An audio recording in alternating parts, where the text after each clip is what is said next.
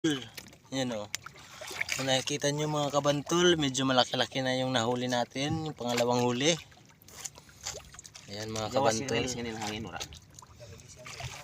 Talagang kinukuha nila yung compress ng hangin mga kabantol. Para talagang buhay na buhay. Yan o, dinutusok yung tiyan mga kabantol. Sa mga baguhan dyan, ganyan talaga, ganyan pa magkuha ng hangin mga kabantol o. Parang doktor yan mga kabantol. Awas. Pinapakompresa ng hangin yan. Para yan ay talagang buhay na buhay. Yan, nalabas yung hangin mga kabantol. Kita nyo naman. Talagang ang dami ng hangin sa loob ng tiyan niya mga kabantol. Kita nyo naman mga kabantol.